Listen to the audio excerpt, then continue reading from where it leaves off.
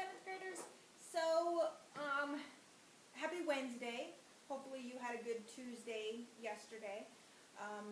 And from what I gather, Mr. McKeel gave you an introduction yesterday on the Pythagorean Theorem. So hopefully you remember what that is. A squared plus b squared equals c squared. The formula itself probably wasn't new to you. I bet you've heard it, like it's on a lot of math and science posters and things like that. A squared plus b squared equals c squared, and it's usually with a picture of Einstein and whatever. But so today I'm going to do real life problems with you. So go ahead and get your notes labeled. If at any point you need to get caught up on your note taking or writing, ask Mr. McKeel to pause it for you, and he can do that. And then when you're ready, just start playing it again. So real life problems. I will go through some review things with you from yesterday, just to make sure that everybody was figuring out what we were doing. So the first thing here is just find the missing side length. And you're given, like for the first one, you're given that a equals 9 and b equals 12. So if you're given a and b, then clearly you're missing the c value. So for the first one, we need to find the c value. Formula says take a squared plus b squared, and it's going to equal whatever c squared is. So we'll do 9 squared plus 12 squared equals c squared. And the other thing is hopefully you figured out how to use your calculators yesterday. You're going to need those. So if you don't have them out, pause the video, make sure everybody gets their calculator out. Not from the first part here. You should know your squares, especially 9 and 12. Those are easy. So we would get 81 plus 144 equals c squared. We need to add together 81 and 144 so that we can figure out what c squared is. And that would get me 225, and that equals c squared.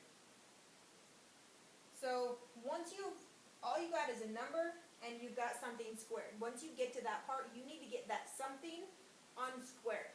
And the method you use to do that is the square root. So the square root and the square are called inverses of each other. So basically they undo everything about each other. And the only thing you have left then is c equals, and this one you should know is 225, square root is 15.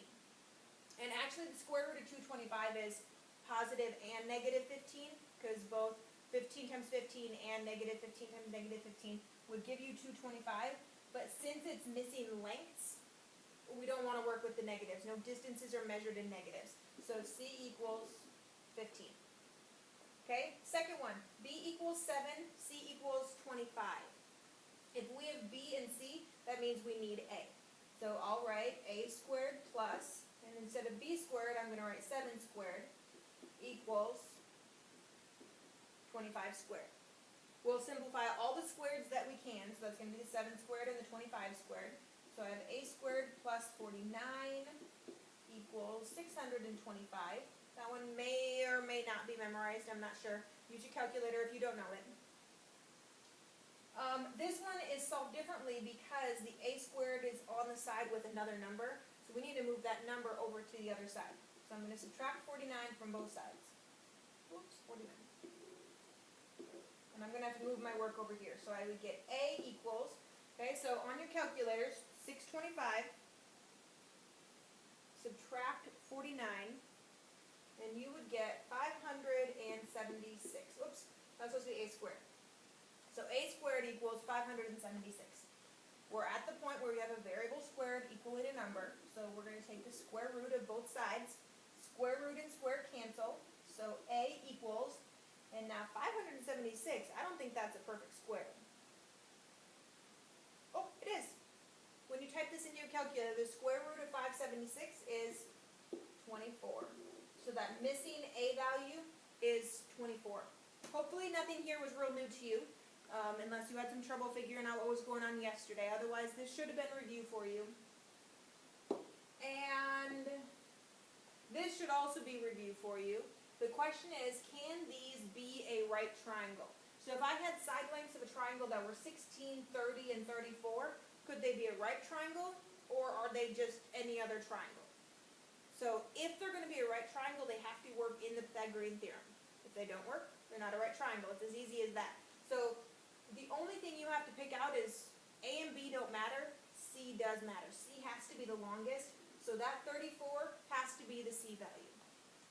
So I'm going to do 16 squared plus 30 squared equals 34 squared. These are some bigger numbers, so you might want to use a calculator to figure it out. 16 squared is 256. 300 squared should be mental math because 3 squared is 9, followed by 2 zeros. 34 squared, I don't know. 34 squared is 1,156. So now the question is, do these two add together give you this? If you were to type this into your calculator, does it give you 1,156? Yes, it does.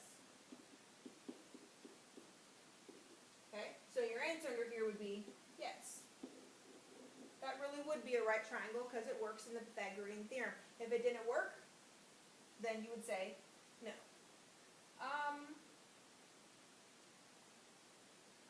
I think for time's sake, I'm not going to do the fraction one. The fraction one is messy. You know how to work with fractions though. It's just one that you're going to have to do step by step and multiply it out and figure it out. Okay, Pythagorean triples.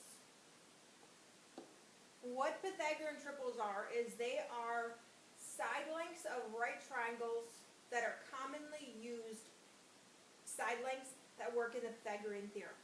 So the most commonly used right triangle is 3, 4, and 5. 3, 4, and 5. That's the most commonly. So if the two smaller sides are 3 and 4, you automatically should know that the other one is 5. So like these are memorization type measurements that always work. And the other one that you should be familiar with is 5, 12, and 13. That's a real common Pythagorean triple is what they're called. So look at these, write them down, memorize them. They are called Pythagorean triples. Okay, so what we have left are some word problems. And the number one problem with the word problem is you read it and try to write it right into a Pythagorean theorem just because you know that's what you're supposed to be doing today. And really what you need to do is draw the triangle and try to figure out what it looks like. That's the biggest help is you actually have to draw the picture, figure out what it looks like. That's the most difficult part about it. So I'll move out of your way so you can read it. I will read it with you, and then we will try to get a picture drawn for you. So a jogger goes half a mile north and then turns west. If the jogger finishes 1.3 miles from the starting point, how far west did the jogger go? So the information that is most important, the information that you should write down in your notes, is that the jogger goes half a mile north, and then after they go a half a mile north, they turn and go west. Now it does not say how far west they go. All we know is that they go north. If we think of a map, north would be up. So they go north and then they go west. That's all that we know. And the other thing we know is that they finish 1.3 miles from where they started. Not that they went back to where they started, that's just how far they finished from where they started. And the question is, how far west did they really go? So let's say this is where my person started. And from there they went north half a mile. So north I'm going to show as up. And that's 0.5 miles. And then they went and they ran west. I don't know how far west they went. All I know is that they turned and they went west some distance. When they ended right here, they were 1.3 miles from where they started. Well, if they say 1.3 miles from where they started, that means the direct distance between where they are and where they were. So that's this diagonal distance right here. That's 1.3 miles. And once you get the picture of it drawn, it's a lot easier to see. Here would be your right angle, because north and west make 90-degree angles. So here's an A and a B side. It doesn't matter which one is which. One's A, one's B. And then this is your C value. That's the one that's important. This is the C value. And how far west did they jog? That's going to be the X that I need to find. So I'm going to say X squared plus 0.5 squared equals 1.3 squared. So we'll go through first, do all the squareds. We get x squared plus, well, 5 times 5 is 25, and then you need 2 decimals. So 0.25 equals 13 times 13 is 169, and then you would need 2 decimal places, so it's 1.69. We need to isolate the x squared so we can solve for it. So I'm going to subtract 0.25 from both sides. That leaves me with x squared, so the distance going west squared, is equal to 1.44.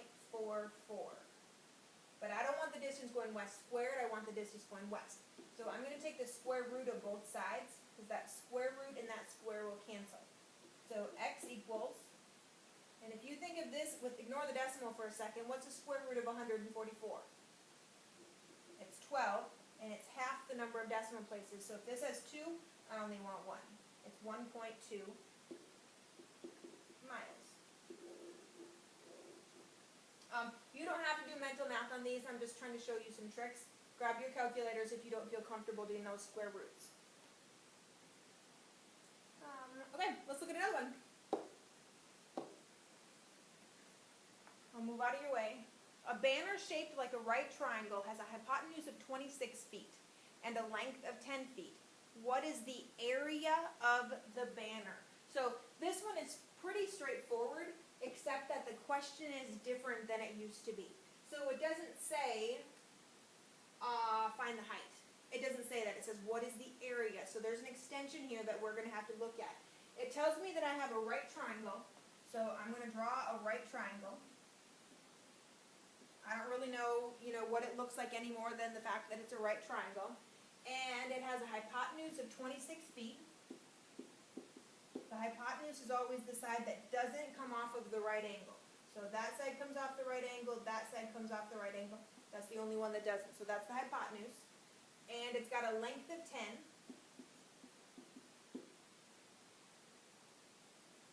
And the reason I have to use the Pythagorean theorem for this problem is because in order to find the area of a right triangle, you need the base and the height. I don't have the height for this particular triangle. I have the hypotenuse, but that's not going to help me find the area. So I'm going to put an A here, and I'm going to use the Pythagorean theorem to figure out A, or the height of the triangle. So A squared plus, the other leg length is 10, so it's going to be plus 10 squared, and that equals 26 squared. The hypotenuse is 26. Square each of these. 10 squared is 100. 26 squared, I'm not sure of that one. 26 squared is 676. Okay, we need to isolate the a squared. Right now it's added to 100, so I'm going to get rid of that. So a squared is equal to 576. Once we subtract 100, I need a, so we're going to have to take the square root of both of those sides. Square root of a squared is just a. So a equals square root of 576 is, oh, we looked at that one earlier today. It's 24. That's the one I didn't remember earlier, and I still don't remember it. Perhaps I should work on that. So it's 24. So if I go back over here, this now is 24. The height of that is 24. So from there, I can find the area of the banner because I've got the base and I've got the height. So the area equals, you remember the formula for a triangle? We were just working on it. Base times height divided by 2. And base times height would be 10 times 24 divided by 2. Multiplication in the numerator first, so that's 240 divided by 2. 240 divided by 2 is 120. Now don't forget your area measurements. If everything is measured in feet, area is measured in feet squared.